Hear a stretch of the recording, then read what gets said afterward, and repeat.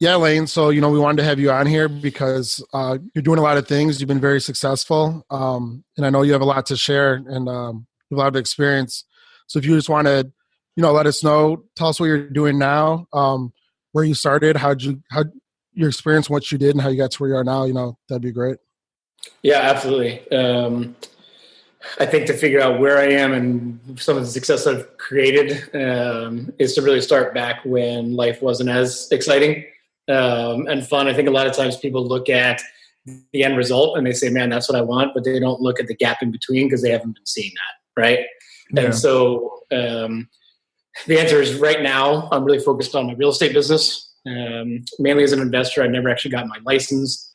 I've worked with hundreds of agents, coaching and training them and partnering up with them, but I've never had my license personally. So I really like leveraging other people for what gifts, talents, and abilities they have to create power teams so that I can focus on my lane and stay there and drive forward. And we're going to talk a lot about that. But the other main focus right now is I see, even in the real estate world, there's a transition happening. And obviously I'm on the fence that our entire culture is changing. I think the type of money that people are using is shifting. So I'm very bullish in cryptocurrency as well. We actually allow people to purchase our properties with Bitcoin. And so, yeah, I just see this transfer of wealth. I think there's a huge transfer of wealth happening in general. And so my whole mindset is, how do I position myself for as many passive streams of income as I can? Either through my gifts and skills or using the resources that I have to then partner up with other people who are already adept and already have systems. Systems, Matt, stands for save yourself time, energy, and money. And if it's okay with you guys, I'm going to use a lot of acronyms because when I was a student and when I was a teacher, they helped me memorize the stupid stuff that we had to in school to get by and get good grades, right? So we'll chat about that. But that's at least the platform kind of where I am. I think we should probably at some point go back to kind of that transition, because I know a lot of people, when I do these, are in that 9 to 5 that want to get out, or they've already made that shift. They've already made that transition from corporate America, whatever you want to call that, teacher America, right, into full-time entrepreneurship. So, yeah, you know what? Yeah, let's go back to that. What kind of teacher? What did you do before? Yeah, Ricardo, I was actually a middle school math teacher. If you remember algebraic formulas, a squared plus b squared equals right, c squared. So, and here's the biggest lessons that I learned. I want to share with this, because I think a lot of times what happens is we go through things in life, we're so blind to the lessons that we should be learning until they become prevalent and present in our new endeavors. So, it's said that in school, you're given a lesson and taught that, and then you got to take a test. Well, in life, it's the opposite. You're given tests, and then you got to decipher those lessons, right? And so when I was teaching, I was just out of college. I think I had taken about a year off just to have fun. So 22, 23, whatever that is, young, hungry, fun, naive, and like a lot of times when we enter anything new.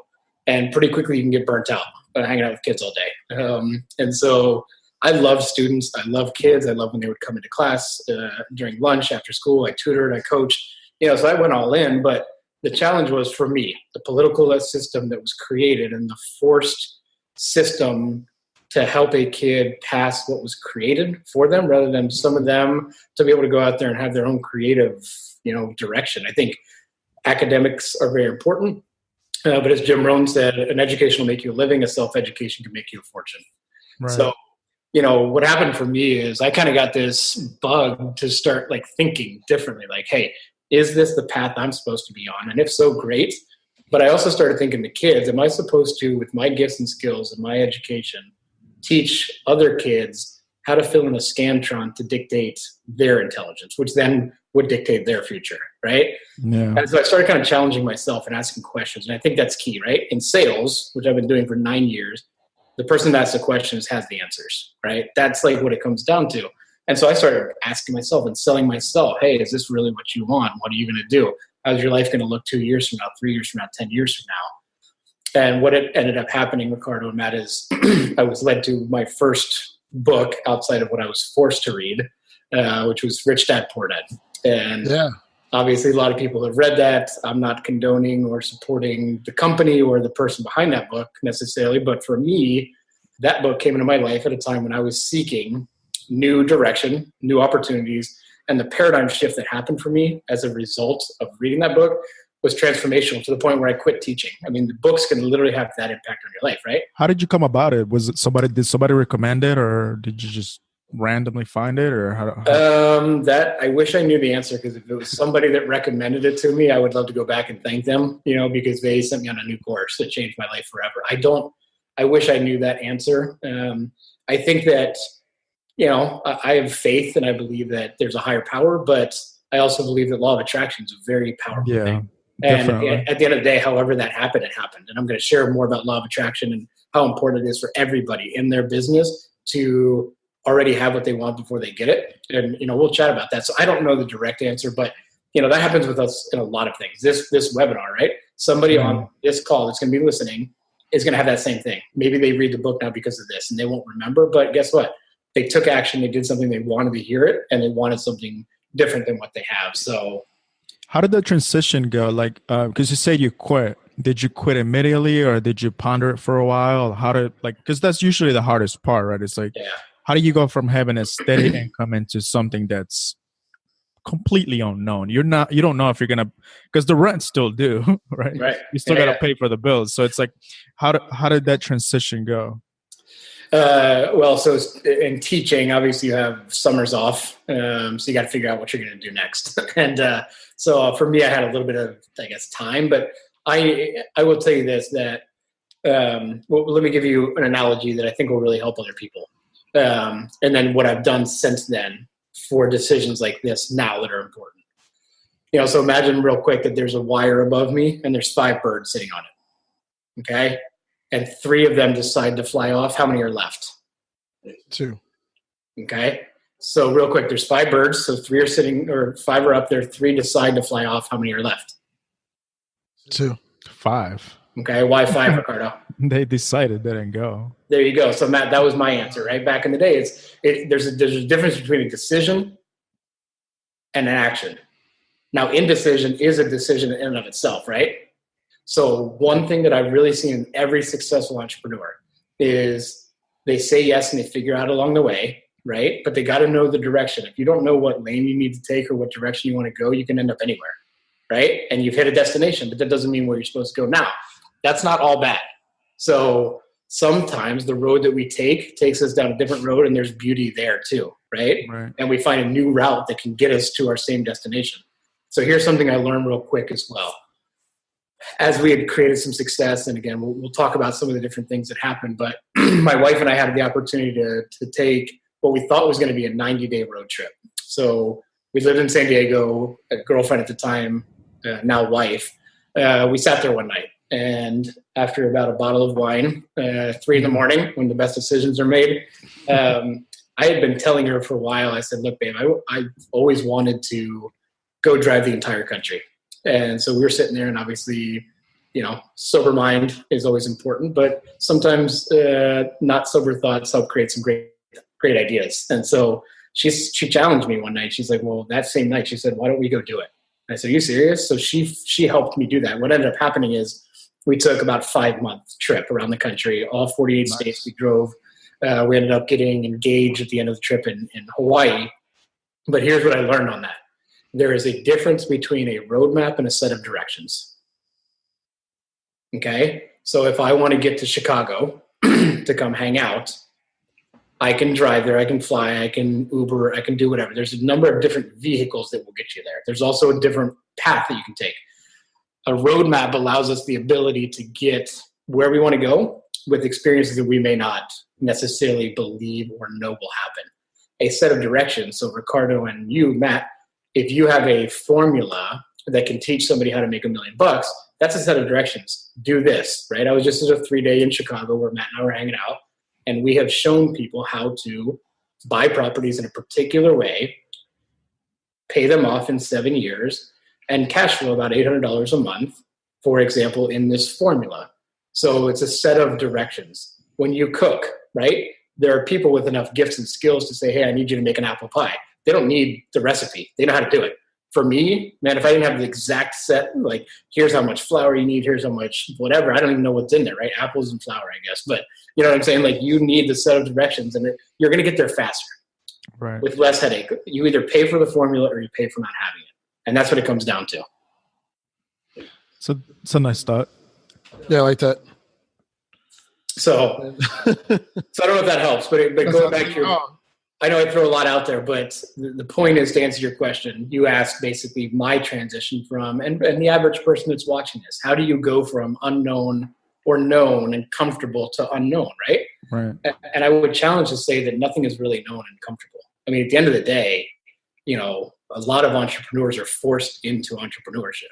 They get laid off. There's everybody and that goes back to the whole rich dad, poor dad concept, right? But in general, it's like the whole comfortable position is not the case. There's no such thing as security. I mean, there just isn't. You're going to work. They pay you just enough to keep you, and they pay you just enough so you don't quit, right? And it's like this conundrum of being stuck, right? The rat race type of thing. But the challenge is we happen to do that in every aspect of our lives, not just in an employee and entrepreneurship. So I really think that a man without vision perishes. You guys know that. And so I believe that you have to go back to your vision over and over and over again. Your vision shouldn't change. It might. The roadmap or the set of directions or the vehicle might. So for me, real estate was what I thought was going to make me what I wanted to be at the time. Then I got burnt out after doing 300 deals, dealing with agents every day, which we'll talk about because I know you guys have a lot of agents. And I went into network marketing. Network marketing brought me a new type of experience and new opportunities. And then it led me to writing 4 books and going around the country and speaking. And then that led me back to real estate. So, but my vision hasn't changed. I know what I want. I know what I need. I know the lifestyle that I want. The vehicle may adjust based on either skill sets you realize that are better suited for something or forced that way. I mean, the company that you're working for, even if you're an entrepreneur and a salesperson, might shut down and then you're forced. I know a buddy of mine in the network marketing industry, the first Hispanic to start making $100,000 in this company. Guess what? The whole company shut down. And he was about to have a baby. His entire income gone. But he was an entrepreneur, right? So he was forced to figure out the next step. So sometimes we have choice and sometimes we have forced choice. So there's no such thing as comfort. There's no such thing as skating by, autopilot. I'm going to use a lot of obviously changing lanes analogies, but man, autopilot is the scariest thing to do. Like setting it on cruise control. We actually did in this. I bought a car before we went on this road trip. It was a 2003, I think, Ford Expedition. Because we want enough space and all this kind of stuff. Well, when we bought it, we didn't realize at the time that it didn't have cruise control, which when you're driving 50,000 miles isn't real fun. But it forced me to always be attentive, right? To not let speed bumps and like bumps in the road just help us don't fall asleep at the wheel, right? And that's when shit hits the fan, pardon my language, when we go through divorce, when we go through bankruptcy, when we go through whatever, those little things that jolt us, like, it's so easy to get distracted on the road to success, right? Especially when we're texting and doing all that stuff. But in the real road to success, there's a lot of challenges that are going to come up. And I'll share this real quick, and then we'll kind of go a different direction. But so in the 50,000 miles, how many bugs do you think splattered on my windshield? 50,000. Right? Who knows, right? Probably. And so here's what I learned from that as well. One option was to turn my windshield wipers on. Sometimes we had the, the windshield washer fluid. Sometimes we didn't. What I know for a fact is that if one bug hits your windshield on the road, when you're actually driving, our attention is always diverted there every single time, when 99.9% of the entire windshield is still wide open. Yeah. So in life, the same thing happens. We start to look at, oh man, I don't have this much money. I don't have this wife. I don't have the skill set. I don't look as good as she does, right? And everything. Oh man, I just went through a bankruptcy. My dad just died from cancer. Like, I'm not denying that these aren't bug splats in the real world that are terrible and that can affect us dramatically. But the question is, where's our attention going to go? Because whatever you pay attention to, the longest becomes the strongest.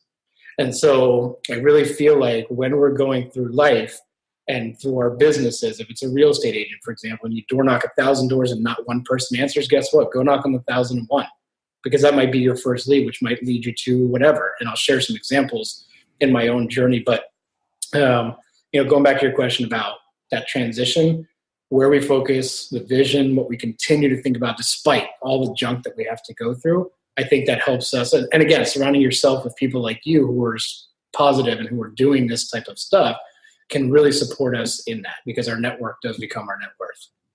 Well, it's like, whether you think you're right or you think you're wrong. You're right. Or yeah. What do you think you can? You think you can't? You're right. There you go. Yep. So you still do public speaking, right? Or trainings? Yeah, I found that so interesting.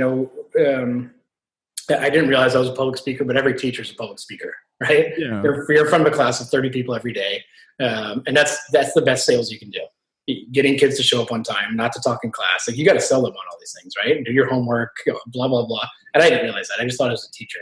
So I think that a lot of that, I think I was born with some of it, nature versus nurture. I developed a lot of it. I studied under some very, very influential speakers. But yeah, that's my passion at the end of the day, Ricardo, is influencing people in ways that they are supposed to be influenced. Not the NLP stuff to try to drive them to the back of the room and buy a bunch of junk they're not going to do.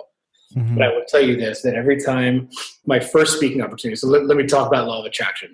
And I want to answer it this way, because this changed my life forever.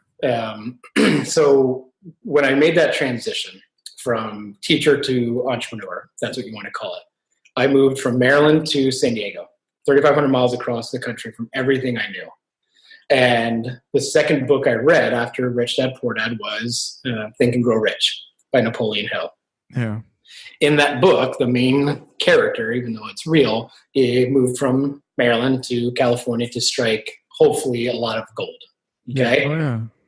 And so what ended up happening is, you can read the book. I'm not going to spoil it because it was written in like 1930 or something. But you can spoil it if you haven't read about it.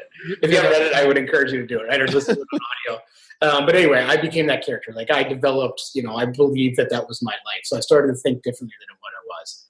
What ended up happening is, I found my first job on Craigslist that was with a company where I was making zero money, but at least I had a direction. So my profit didn't go up, my income didn't change, but at least I was going somewhere, right? I was excited to go in there. They were teaching me. I was learning scripting. I was learning selling, how to close people. And I built a very large portfolio of properties, basically doing quick turn escrows where I would call an agent. I did 150 cold calls a day, calling an agent and basically partnering up with them that they already had it under contract, where we would do a quick turn double escrow, transactional funding. So I would call the agent and say, hey, you don't know what you're doing. We do. We're a professional agency. Give us the deal. You'll still get your full commission. That was the model. So I made 150 cold calls a day, built a pipeline. And that's where I learned systems, because I got so many deals, not to brag, but I focused on what I was good at and stayed in that lane.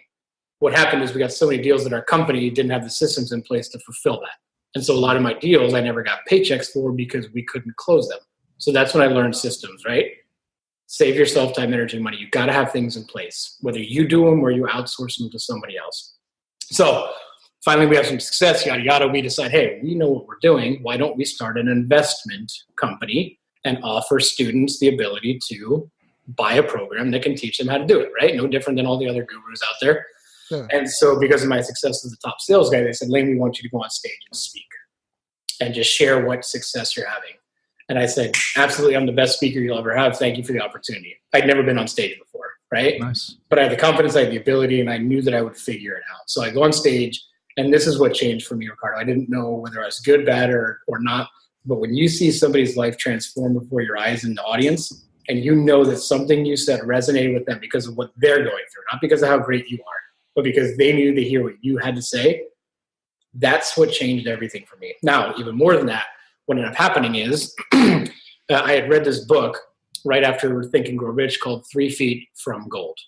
3 Feet from Gold was written as a follow-up to Think and Grow Rich to figure out 100 years later or so, not quite that long, but is the concept still true? Right. And so at that time in my life, it wasn't all gravy. My car got repoed, my grandmother had died, I was out of a relationship that I thought would be long-term, yada, yada, yada, right?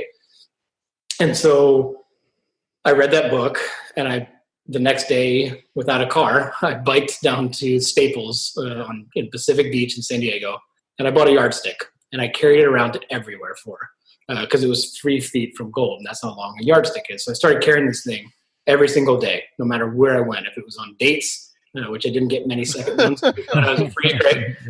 To networking events, if I went to the beach, like I carried this thing everywhere. And it was my physical reminder that I can do this. Like, I just got to keep going. I got to keep pushing. And so it kind of became my shtick, right? I became the guy with the yardstick. And it's really weird, whatever. But it opened up a lot of doors, one of which, when I was speaking on stage at this event, I get off stage, 5 people approach me. 4 say, we want to buy your program. I said, I don't even know what we're selling. Go talk to that guy, right? I really didn't know. The 5th guy comes up, and he basically is like, I don't care about what you're doing. I was the first guy to short sell my house. I'm not looking to buy your stuff. Like, I just want to know why you have a yardstick. And I said, look, sir, I read this book called 3 Feet from Gold. I would encourage you to read it if you've ever been in a place where maybe you need to improve your life. And he reaches out his hand, shakes mine, and says, well, it's funny you should say that because I actually wrote that book. I'm the author of the book. That's fun. And so he was the next speaker. He was our keynote that I didn't know who he was, right? And so that was the law of attraction. That was the first opportunity that I really saw a tangible thing of starting to develop myself to attract somebody else into my life that could help take me to the next level.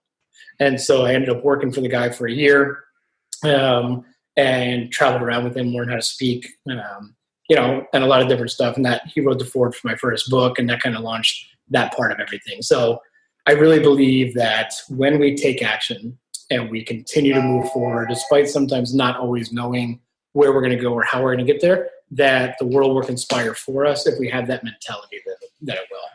I guess the follow-up question to that is, because how do you make that shift, right, to start thinking positively when you're going through so much shit? Because it's like, it's one thing to say, oh yeah, just change your mindset, things are going to start coming to you, but you're going through these things that you might think are, such a huge deal, but even though they might not be, but how do you make that mind shift, I guess is my question. Yeah, it's a great question. My 4th book, my most recent one I wrote, is called Shifting Gears. And if you take the F out of shift, what do you get? Shit.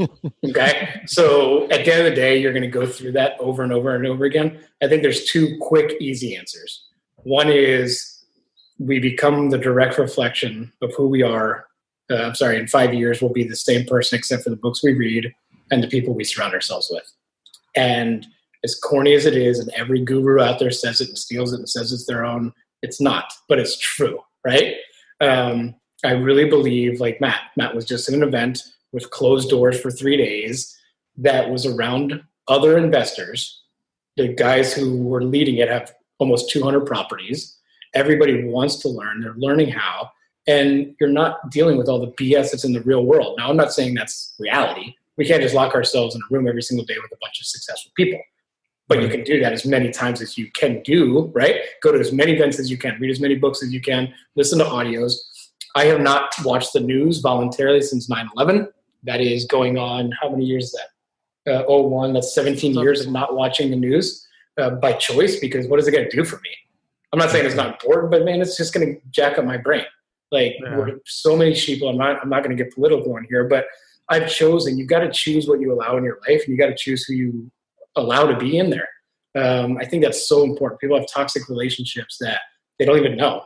They don't know how good it could be otherwise. They don't know how good their life could be if they do this. So I would really, really encourage people to, and again, a lot of people, when I was asking that same question, when I was newer, they would say, turn your car into a mobile university. And I said, what the heck does that mean? And they said, well, you're a teacher, so you go to university and you teach people. Turn your car into a personal development university, right? So have the audios, have the CDs, have the MP3s. If you have an old school car, put a CD in, right? It doesn't matter. So listen to podcasts. Watch this over and over and over again, right? Yeah, I'm a huge advocate of Audible too. Sure. I average maybe 2 audiobooks a month or something like that. I mean, it helps. It's so important. And I think at the end of the day, for me, faith is a big part. You got to believe. Like, at the end of the day, I know that your question makes it tough if you can't see the forest from the trees. But when you know that you can go through anything, I'm not saying it gets easier while you're going through it, but I can challenge you that you've already made it through 100% of your worst days today as you watch this. And so you can do it. Like, I mean, it sounds so rah motivational, but think about all the terrible days you've had. You're still here. And if you can go through all those, I'm not saying there might not be worse ones, but guess what? You can do it. Like, do the next day and do the next day and do the next day. And so let me just go over something really quick that I think is important just as for entrepreneurs that kind of answers this. When I was teaching, and if you remember, A squared plus B squared equals C squared. Okay. The kids that struggled in my class, they couldn't do basic arithmetic. So there was no way they were going to succeed on an algebraic formula if they couldn't do basic arithmetic. Right? So if you remember PEMDAS, please excuse my dear Aunt Sally, or however you memorize that, order of operations, right? Yeah. You can't multiply before you divide, or you can't add before this. So I think it's important in entrepreneurship, real estate, for example, you probably can't buy 200 houses that cash flow $800 a month until you bought one. Right? Like, you have to have the steps. You have to have the foundational principles. You don't build a house on sand, you build it on solid rock. And when you have a solid foundation of whatever you're in, I don't care if you're the best realtor or a brand new realtor. I don't care if you're an investor, a brand new investor, you've done 1,000 deals. Each level that we build that foundation that becomes second nature, then we can stack up on there. And we can start to learn something new that will help when this becomes so irrelevant because we already know how to do that. I can toss you in a room, you can speak for 10 minutes on that, right? Or I can give you a contract and you can look at it and say, you messed up right here, you got to do that, and you can do that. Whatever it is that you're really good at, then you have to develop and overgrow. So not just in your craft and in your skill and in your profession, but I believe that happens along the way with our personal lives as well, right? The more stuff you've gone through, the next time you go through it, it's kind of like, I'll figure it out, right? It's a little bit, it's not, the circumstance may be worse, but you've developed your tenacity or whatever it is to say, you know what, I've been through this before, I'll figure it out. I know that I should probably do this more instead of this because that's what got me in trouble. And I think personal responsibility becomes a huge part of that. You know, a lot of times we blame everything else under the sun except for looking at ourselves, which is hard to do, and say, man, what do I need to be different? I went bankrupt. Why? Right? I lost my portfolio of 10 deals. Why? I can't get my first listing agreement, signed. Why? So I think we do need to look internally, surround ourselves with people that can coach, help, and do that, and move on from there. I mean, the more you hold yourself accountable, the better you can get. And if you just, play the blame game and blame everybody else, like that's not going to help you at all. It's just going to, provide negative energy, surrounding that. So I agree. I agree with that. Yeah. Now to go back to that strategy that you were talking about, where you buy single family houses and have them paid off in 7 years. I don't know Sure. if would you want to go into that? Yeah, we can. I mean, I would challenge you guys if you're interested, connect with me and I can put you in touch with the guys that do it. I mean, basically it's the way so Andrew Holmes and Raul Vishal are the ones that teach that strategy in Chicago. Mm-hmm. Specifically, it works in most markets, but yeah, I mean, the basic. And so I've consulted with them for 12 events, about 3 years. I believe in what they do. We've seen the success of their students, but their basic formula is 2-5-7, which is in 2 years, buy 5 properties and have them paid off in 7 years. Okay. That's what they teach. Obviously you have to purchase it the right way, with a certain amount of equity after you've purchased the property and fix it up. And it's got a cash flow, usually our numbers are $400 to $500 a month. And then if you can not live off of that, but obviously pay down the property as quickly as you can so that it's actually, by the way you purchased it, you can pay down that loan in about that time frame. Whereas most people buy it, they cash flow maybe $100 a month, 30-year mortgage, and they're happy. So it's just a totally different process.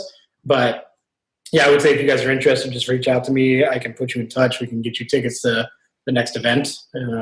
It's not my program. I just believe in it and I subscribe to it and I do that in my own life. But again, I think the key is when you become a person of authority through all the stuff that you've done, you then have a network where you can help other people, right? We don't have the answers for everything. I believe that we need to have the resources to be able to guide and direct people into, to put them in the situation where they can.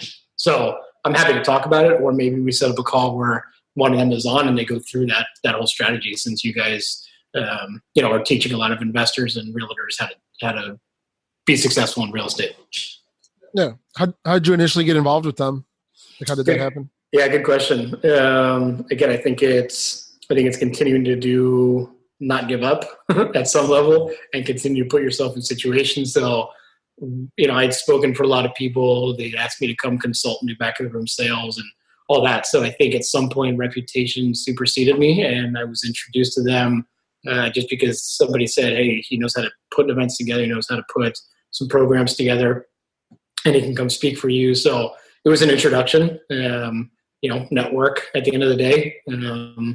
And I believe you got to surround yourself with people that will help you as well continue moving forward. So I've stuck around them because I see the success that not just that they're having, but that their students are having as well. So, I mean, it's one of the biggest RIAs in Chicago, if not the biggest one. Yeah, Chicago RIA is huge. I mean, and again, it's because he's not gonna let anybody else beat him. That's just his mentality. And at the end of the day, again, you want to be around people that you vibe with, whether it's not everybody does with this particular person, but that's okay. I mean, it's you've got to find the direction you want to go. You got to figure out the program, the system, as we talked about, right?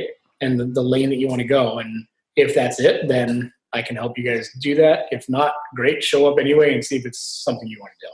To any event, right? I don't care what it is. Like, you have to be willing to do what you're not wanting to do a lot of times. No. To open yourself up to the opportunity that maybe you didn't realize could be super beneficial, right? Don't close down opportunities. POUR stands for passing over opportunities regularly, right? You're going to stay poor if you just it doesn't mean you have to do that. It doesn't mean you have to sign up for the course. It doesn't mean you have to do whatever. But Matt, for example, I said, hey, we started talking on Facebook and kind of about cryptocurrency and real estate. And I said, hey, I see you're in Chicago. I'm going to be going. Are you going to go to this event? He said, what event? He says, I kind of know about him, whatever. I said, come over, right? And he said, yes. And he showed up. And honestly, Matt, I thought you'd be there for maybe half a day and then be like, all right, this is kind of cool. I'm over it. All 3 days, you're there, right? Yeah. Whether you move forward or not, who cares? Like, at the end of the day, when you're presented an opportunity and you can make it work and it fits for what you want to do, then move forward.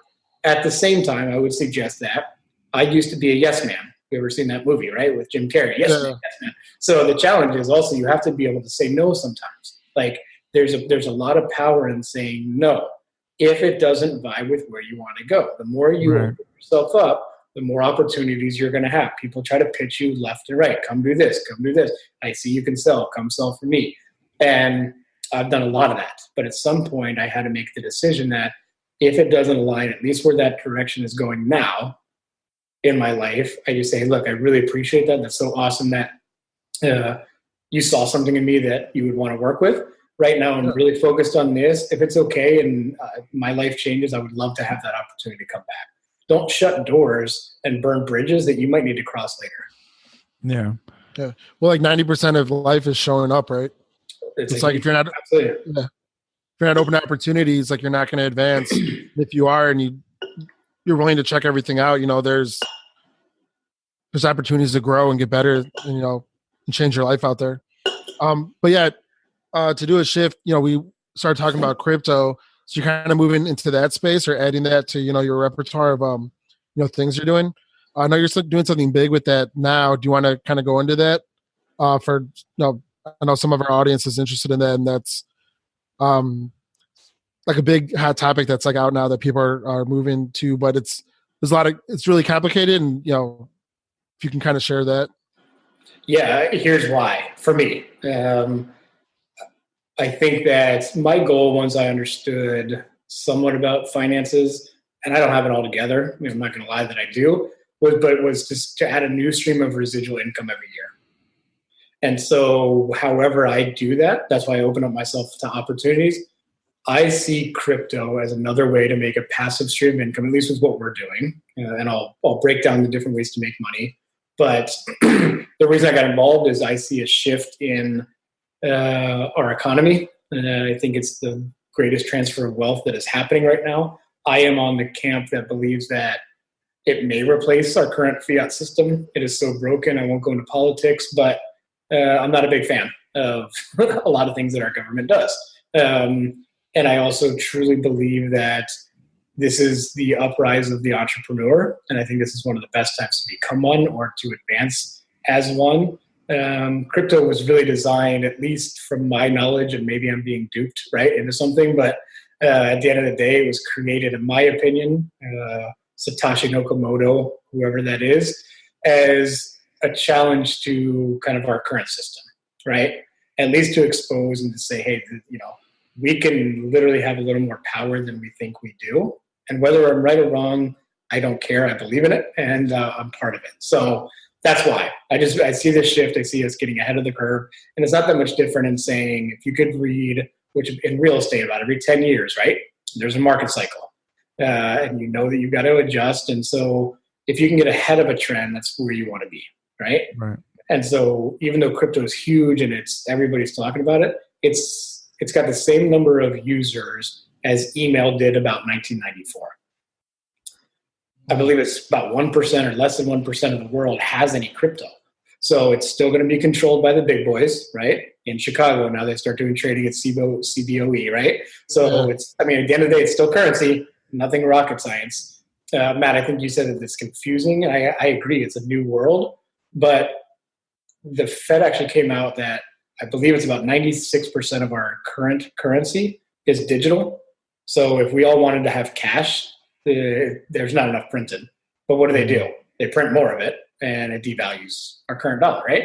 But the point is, currency as we know it, the dollar, is basically digital, except for we can touch a penny or a quarter or a dollar bill or whatever. So we're a lot more comfortable as the sheeple that we are, that it's a real money, right? So is digital currency at the end of the day. And it, no different than real estate.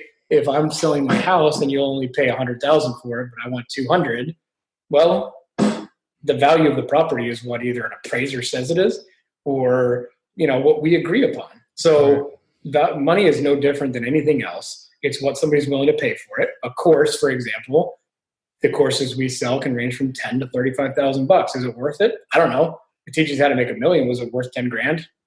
All day long, right? But if it doesn't, you spend 10 grand and you don't do a single thing, and you say, oh man, I wasted 10 grand. Yeah, you're right. You wasted 10 grand.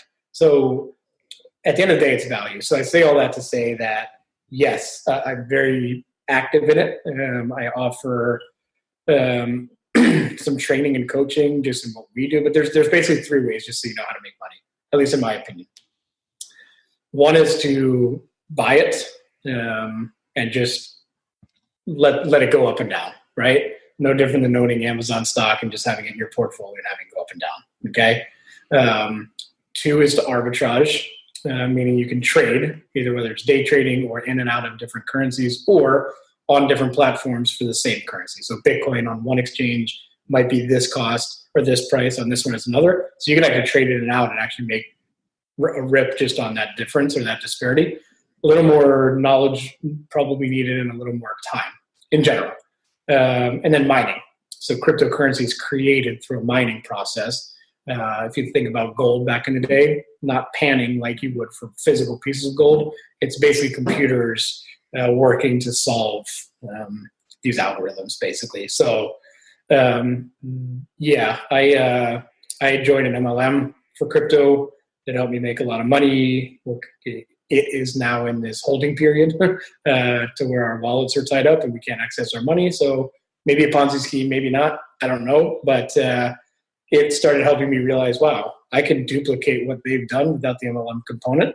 And so we opened up a mining facility where we offer investors the ability to come in and purchase rigs, basically computers that we run and facilitate for them. And then the money just every single day goes into their bank account, their crypto wallet or their dashboard, but no different than if it was US dollars, but it's in crypto. So that's what I'm doing now. And you just mining different coins, or do you?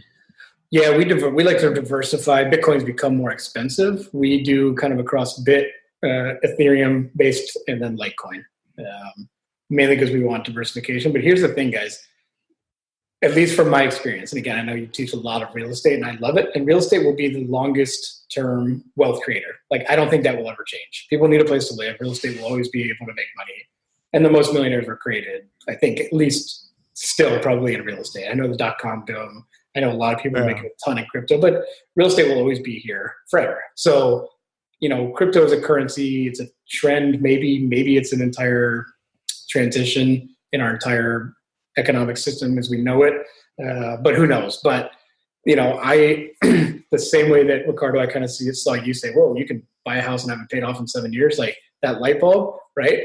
Like, to me, and maybe I was just reading into that, but if you don't know how to do something, you just don't know how, right? There's things we know, there's things we know we don't know, and there's things we don't know. And so for crypto, for me, I'm looking at cash flow on a rental property. Like, hey, that's cool, $300 a month or whatever it is. Yeah, you've got the equity and you've got a physical asset, right? And you can't ever beat that. Like, you've got three awesome things: equity, cash flow, and hopefully an appreciating asset. Right. But at the end of the day, when you look at, the returns that we're making in the crypto space with the mining operation, yeah, there's risk, of course, right? The coins might go to zero, but I don't believe they will. I believe, that same $300 awesome that you're making a month, well, you can have that same cash tied up into a mining facility like we do, as you would into maybe a rental house, and cash flow 3, 4, 5, 10 times that. So I'm just looking at this at least now, and if I want to put my capital here, great. Or I'm blessed enough with all the crap I've been through in the network that I built to keep doing real estate deals with other people's money. So I don't use any of my own money for that, right? 100%. Are my returns as good? No, right? I can use my own cash and have better returns, but I basically have infinite ROI, right? Right. And so I say, hey, why don't I start to invest in this? If I lose it, it's okay, because I'm investing what I'm willing to lose, right? And we always teach every investor, at least in the crypto world, don't mortgage your house. Don't put your entire portfolio up. Like, crypto may be here for life and you might become a gazillionaire because of it. There are people that are. But we also know that it's still a currency, and you've seen it go from 0 to as high as 19,000 for Bitcoin, down back to 6, and now it's back up, 10 or 11 today. So that's the nuts and bolts, Matt, I think. And again, it's just, you got to know risk tolerance of what you're wanting to do, what resources you're willing to do, and take some risks. I mean, at the end of the day, you're not going to get where you want by sitting idle, but take smart, educated, calculated risks with what you're willing to do, and you're going to lose a lot, and that's okay. Those losses teach lessons that hopefully will help you win a lot more along the way. So did that answer that, Matt? Yeah. No, that's good. What's the amount of investment that somebody would need to get started with you if they want to get involved with that, with mining? With the crypto? Yeah. So I'll give you exact numbers here in a second, but what we really figured out is, when I got burnt, I've sent a lot of Bitcoin to people that I don't know what happened to it. I just got scammed, right? Like, I'm an idiot. And then this other company that I'm involved with that I loved, and the product was amazing, and I was making a ton, and I built a big team, and I was, I literally turned into thousands a day, and I'm not bragging, but then I got shut off, and I'm like, what the heck? Like, I was about to turn everything off and go full on with this thing until the end of 2018 and hopefully sit on an island later, right?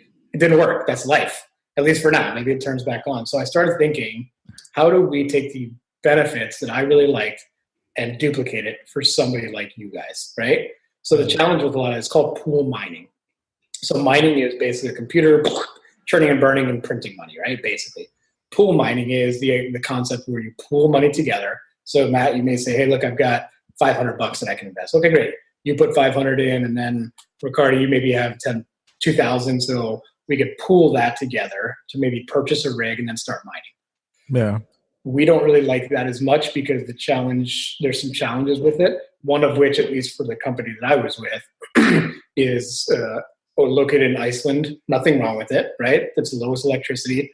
But again, through relationships that were built, our facilities are in Boise, Idaho, because it's the equivalent electricity of that in Iceland. We can control it. We maintain the warehouses. And so anyway, so I say all that to our model. We actually created one of the only ones in the United States that's equivalent to overseas types of numbers. And what we've done, Matt, and I'm super excited, and I can give you real numbers, or we can talk afterwards, or I can do a whole nother call. But basically, it's about $20 per day per rig profit. Okay. Nice. Is it a lot? No. But what we decided is, man, if you have to leverage, call it $10,000, which is about the average. Okay. You can buy an L3 or some other things for $2,000-3,000.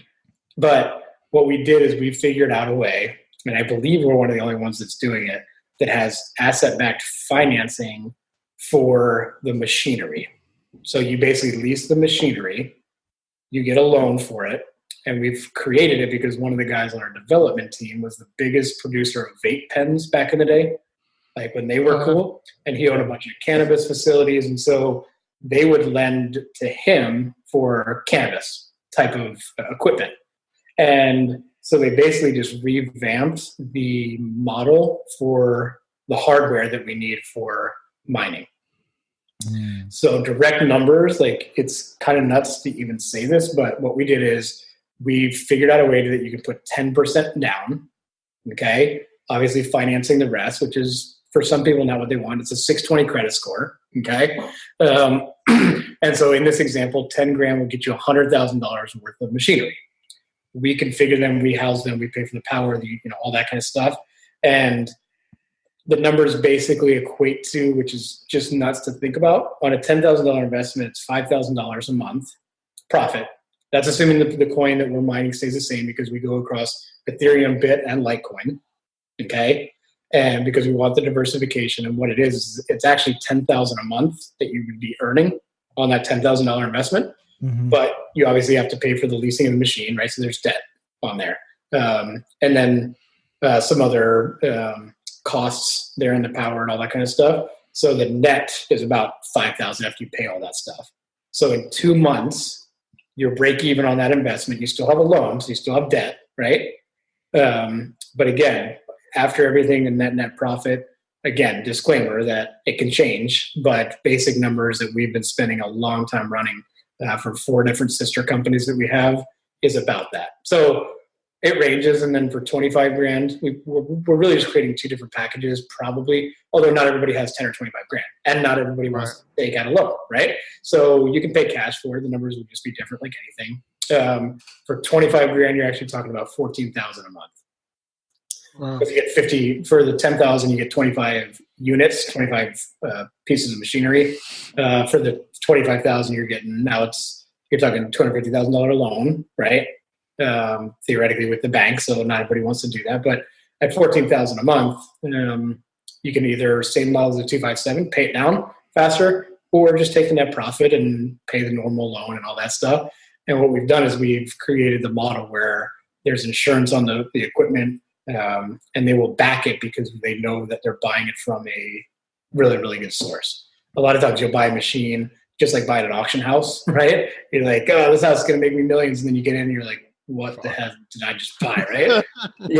So they will back our equipment because they know it's verifiable where it's coming from, as opposed to just going on eBay and buying a rig that may or may not work. So, but I know we went kind of down a rabbit hole, but again, it comes back to just, you got to figure out where you want to go. You got to figure out how you're going to get there. And if there's different vehicles that can help you, great. But the foundation you've got to have, right? I don't want to overlook that.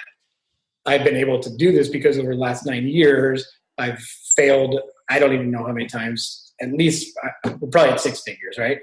In terms of number of no's I've gotten, number of times I've lost money, number of relationships that I thought would be there forever that I got burnt on, and probably me the other way, right? Like, I'm not saying I'm perfect. I probably burnt people I know I have, right? Not intentionally, but it happens. So, yeah, you've got to be the best you can be, do the best you can do with hopefully the utmost integrity along the way, and position yourself for opportunities when they come your way, right? Not be poor, passing over opportunities repeatedly.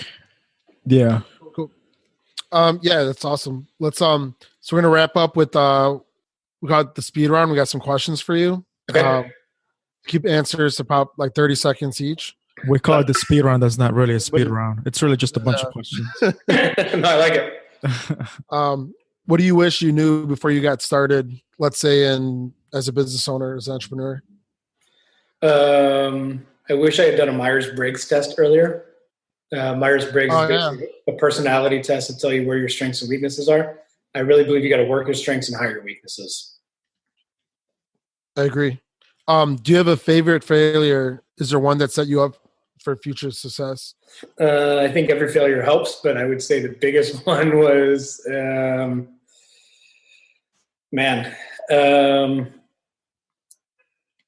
I think not seeking counsel early enough. I learned that from one of my mentors. There's a difference between opinion and counsel. Opinion is from somebody who hasn't had the results or success that you've had. They're just giving you something they think will work. Yeah. Counsel is from a proven mentor, right? You either pay for the formula or you pay for not having it, right? So I would say the biggest failures in general was listening to the right people to make decisions that made sense for me. What is one thing that you find to be true that most people would disagree with? We're perfectly imperfect, and that's okay. I think there's this idea and concept that you have to have all your stuff together, and I think that nobody does. I think, and I'll say it quickly, but when I was a student, I thought every teacher was God, right? Like they're perfect until I was in this teacher lounge as a teacher. And I'm like, man, you're human and you're just as jacked up as you know, all my teachers probably were. So I think we look up to people, speakers, investors, all these people that have it all together. Man, when you get behind the scenes with them and you crack a beer with them, they're just as broken as everybody else. We all have our challenges and our struggles. Just own them, be okay with them, try not to focus on them, but improve them, right? And then focus on the skill sets and the gifts that you do have. How do you stay motivated? Dream boards, vision boards. You got to go back to your why. I'm married now. My desire to create the life that I want now has a person attached to it other than myself. You can be as selfish as you want, but when you have to be selfless for somebody else, it motivates you.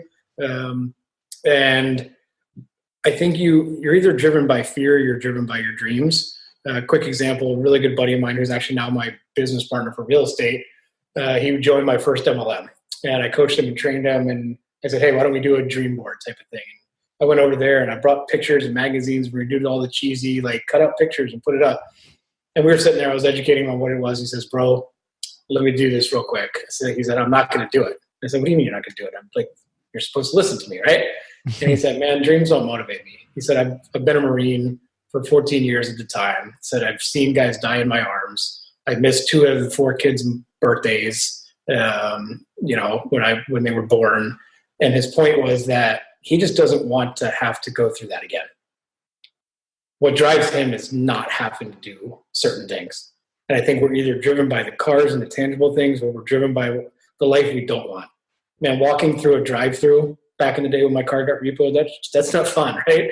Yeah. Taking ketchup packets home was not fun. Eating tuna and peanut butter for years was not fun.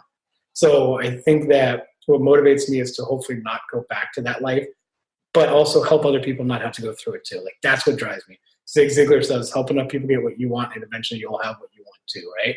So that's very, very important for me. Yeah. Now, when you talk about having a dream board or having, being motivated by something, do you use a certain, I guess like you were talking about earlier, a roadmap or a certain type of directions to get there, something like the 12-week year or, something that's going to get you towards like your vision? Is there a system that you use? I think that at the end of the day, I think the dream board and all that stuff works. I think tracking is so important that most people don't do. When I have the most success, I'm tracking something. If it's weight loss, right?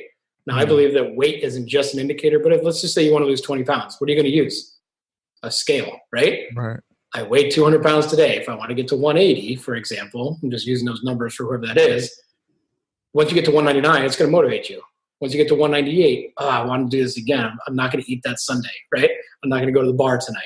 And you start having a scale that's going to show you numbers. In sales, when I have the most success, and I'm not saying I do this consistently, right? Because we're human, but I look at my barometers. How many approaches did I make? How many phone calls? How many actual connects? Because I made 150 cold calls a day, right? If I made 150 and didn't connect with one person, where's that going to get me, right? So you got to track connects. You got to track number of actual presentations that you give, right? 5M is more meetings mean more money. So you got to set up those meetings, right? And then if you don't close them, what do you have to do? Number of follow-ups, right?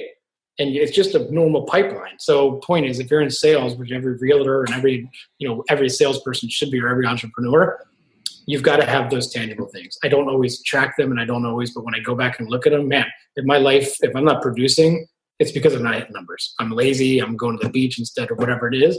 And at the end of the day, we can talk all this glorious stuff, but behind the scene, man, that's how I started the call, right? The person walking across stage has done all the BS behind the scenes that you don't want to do. But that's what it comes down to. It's doing the things that most people won't do, as Dave Ramsey says, to have the life that most people won't ever have. Yeah, because you have no point of reference, right? You have no point of reference. If you're not tracking, you don't you don't know what you're doing. Like you don't know what you're not doing. Exactly. It's easy to hit a target you don't know. Right. Especially if you don't have a boss to tell you, like, if you're doing good or bad. If you're an entrepreneur, you're doing everything on your own. You need a way to hold yourself accountable to see if you're on track to reach your goals or not. Because there's nobody to fire you. Yeah, exactly. Correct. What was the worst piece of advice you ever got? That's a good question. Worst piece of advice. I will take it from the Bible. I don't know that I got this advice, but it says that all things are possible. It never said all things are easy. And I think that a lot of times we go through life and everybody says, oh man, you can do it and it's easy and you're going to get there. Life is freaking hard, man. Being an entrepreneur is hard. And for everybody watching this, I'm sorry if that's real news, but a friend tells you what you want to hear, or a mentor tells you what you need to hear. And at the end of the day, man, the question is it worth it? Is it worth making 150 cold calls a day and falling asleep outside of the office or in the office because you don't have anywhere else to go, right? Like, is it worth being told no 10,000 times? Is it worth having your entire business shut down? I mean, getting divorced because the person doesn't support you, whatever that is in your life. No, none of that stuff is fun, but is it worth it? That's up to you. If it's not, stop doing it and do something else. If it is, keep going and surround yourself with guys like Matt and Ricardo that can help you along the way. What was your first business idea and what did you do with it? My first website was actually created by one of my students. I bought him a pizza. I don't even remember what the heck the website was for, but that was my first. I mean, when I look back, that was my first entrepreneurial thing, right? I didn't know how to build a website. Some little 7th grade kid did. I said, come to my class, I'll buy you pizza. I got permission from the parent and he built my website. I don't even remember what it was for. I know my first scam, the first time I got scammed, my first entrepreneurial endeavor, I bought a car online that I thought was going to I was going to flip a car. It was a Cadillac convertible. And obviously, of course, that never came to fruition, right? I think was a car real? No, I'm sure there was maybe a car somewhere, but, and actually, what's funny, guys? Let's talk about law of attraction. So I totally forgot about it. That's all the money I had in my bank account. It was $2,500. I took it out and I was like, yeah, I'm going to be an entrepreneur and I'm going to flip a car and I'm going to make 10 grand. I'm going to turn that into whatever. Obviously I got scammed, whatever, every red flag under the sun. If you talk to me now and you're like, you did that, like you're an idiot, right? And I was an idiot, but hopeful. And I was dreaming and I wanted to make moves. I didn't want to stay where I was. So we failed. Ironically, I got a piece of mail probably 3 months ago from Western Union. There's a class action lawsuit for people that sent money during this particular time. And it's like $567 million or something that they're a class action lawsuit. And so if we win, great. I at least get that $2,500 back, maybe more, depending on how many people do it, as you guys know. So maybe I get it back, maybe I don't, but so what? But the point is that was my first entrepreneurial endeavor. It failed completely. And I lost pretty much everything I had. So. Well, people say 9 out of 10 businesses fail. What they don't say is, okay, well, then I got to start 10 businesses to have a successful one. Right. That 9 out of 10 people fail, like 9 out of 10 businesses. So it's like, it's on you. Yep. So I don't know if that answers specifically. I don't remember my first reel, but that's just something that came to mind. It's funny because one of the first things that I ever did like that, like one of my first, I think it was I don't know if it was my first one. It was actually building blogs or websites for people. I don't think I ever built one though. You just collected money. I might have just spent like a ton of time putting the website together and never actually made a sale. I mean, it was a long time ago. This was like when blogs were super popular, which was probably around 08, 2007. It was a long time ago. No, I was actually in an MLM. I was in a blogging MLM, if you can believe that or not.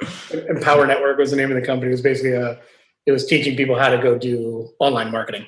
And it was good. I mean, they still crush it. But anyway, I think when we look back, we start to realize like, man, but again, you can laugh at yourself now, back then, right? But everything, remember A squared plus B squared equals C squared. Everything that we do should hopefully build new skill set or new mindset that can help us in the next endeavor. Like there is no stupid thing that you do. You may do it stupidly, right? For stupid reasons. Yeah, it's funny you say that because now I do all web design for our companies. There you go. Right. Using it. Next question. What living or dead person other than family members do you most admire?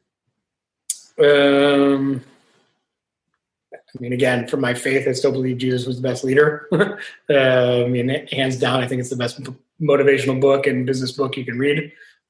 Personally, one athlete I always looked up to. I grew up in Maryland, so I was a big Orioles fan. Cal Ripken he's the Iron Man. 2,632 games that you play consecutively, and so I think I'm a big fan of autobiographies in general. People are so interesting, and I think the best way to learn is to read their stories. Because again, we look at, for Jeff Bezos, for example, wow, you're worth $99 billion. Life is really good for you. Well, it might be, but did you know he has a clock a 10,000 year clock that he paid $42 million for in the middle of a mountain? Like, the guy thinks differently, right? He's not going to be here for 10. He's a nut, but he's future casting, right? I mean, he's literally thinking about what impact does he want to have 10,000 years from now. So I just love reading people's stories because you glean something from them. So that's usually what I'm reading if I'm not reading something. Makes you feel lazy too. Yeah, it's for sure. It's like, I mean, think about it. Like, I've written 4 books. I'm like, man, I'm the man. And then Helen Keller, who couldn't see or hear, has 12. Yeah. Right. I'm like, what the heck am I doing? Now I don't want to do anymore. Right? I've done my 4. But the point is like, man, people motivate. And the Olympics, dude, right now, I mean, I watch the Olympics every night.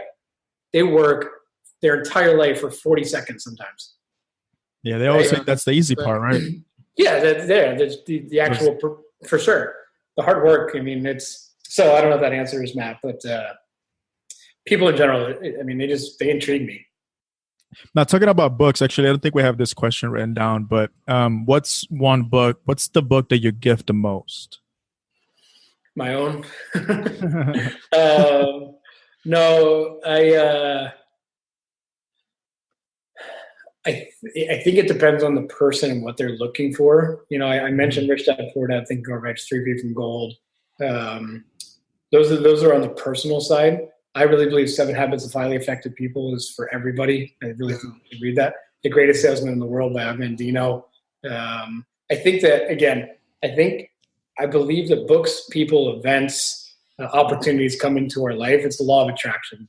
I'll share one book that I wrote, and then I know we probably got to wrap up. The second book I wrote was called Kairos. Okay? First one was Changing Lanes. Third one is Life in the Fast Lane, and then Shifting Gears. If you can hear a difference in theme, like the second one is not like the other 3. Changing Lanes, Shifting Gears, and Life in the Fast Lane, right? Yeah. They're all around my brand. Kairos was the second book. It was basically an allegorical story of me. I'm the character. It's my dog's name. Nobody knows it's me when they read it. About my journey, like a lot of what we've talked about here. And I wrote that because I believe Chronos is chronological order in Greek. Mm-hmm. Sequential order from the day we're born until now, things have happened like this. Kairos is this concept where everything happens all at the same time. And so I believe that doors of opportunity open for us when we're looking, when we're seeking, and when we position ourselves in a way that allows those things to happen. opportune moments, right? It's how do you take those opportune moments and make them momentous opportunities for others. So many people walk through life and they're going to come up to you and me and they're going to say, man, you have all your stuff together. You're so lucky. No, I'm not lucky. I've slept on beaches. My car's been repoed. My grandmother died. I couldn't afford to go to the funeral, right? I've been bankrupt, basically. I like all these things. I'm not lucky. I'm different than you because I'm willing to keep going. You know what I'm saying? And I know that when I keep going, there are going to be kairos moments, divine intervention, if you want to call it that, where you're at the right place at the right time. It wasn't happenstance. It was exactly where you're supposed to be. And your brain and your mindset was open to seeing it because you weren't complaining. So many times, ask, seek, knock. My favorite verse. Ask, you shall receive. Seek, and you shall find. Knock, and the door will be open. But guess what? The average entrepreneur, when they hear the knock, go away. I'm too lazy to get out of my couch and answer the door, right? Yeah. We have opportunities all around us all the time. The question is, are you seeking them? Are you looking for them? Do you want them? Or are you just saying you want them? That's the difference. And that's what kairos is. It's this momentous opportunity that can change your life like that as long as you do something with it. I think that's a great note to end on. Where can people find your stuff? Say your books or your programs, or pretty much where can they find you online? Yeah, cell phone. I'm going to give that out first because I know 1 out of the 100 people will actually do anything with it, but the ones that do are serious. 240-401-9742. Shoot me a text and say, hey, I appreciate what you said. I want to talk to you about this. I'll pick up the phone and call you. You can Google Lane Ethridge. Pretty much out there. You'll find me. I don't really have anything. I mean, you can go to Amazon and look up my books. I appreciate you asking. I would say the best thing is, normally a very good sales strategy, right? But I'm going to tell people in on it. I'll do a 30-minute free consultation after this, if you want to, where we just chit chat for 30 minutes. And if it turns into something great, right? I'm not going to sell anything. I'm not going to do anything. But if it develops into a relationship where we can have a symbiotic one and we win together, that's great. So that's probably the best way. Like, I love people. I want to talk to you because just selling you something, I think it'll impact you with books. Hopefully will, but I think that's probably the best way, Ricardo. Awesome. Thanks, man. Really appreciate you giving us the time, and thank you for doing this. My pleasure. Yeah, I appreciate you guys. And, for everybody watching, like, surround yourself with these guys. They're doing something, obviously, because we're doing this, right? You need to surround yourself with people who are moving and shaking and doing things. And if they can't help you, guess what? They're going to have a huge network of people that they've interviewed that they can introduce you to. So I appreciate you guys and what you're doing. And hopefully we'll do a lot of stuff together moving forward. Awesome. Yeah, thanks, man. Appreciate it. Absolutely, guys.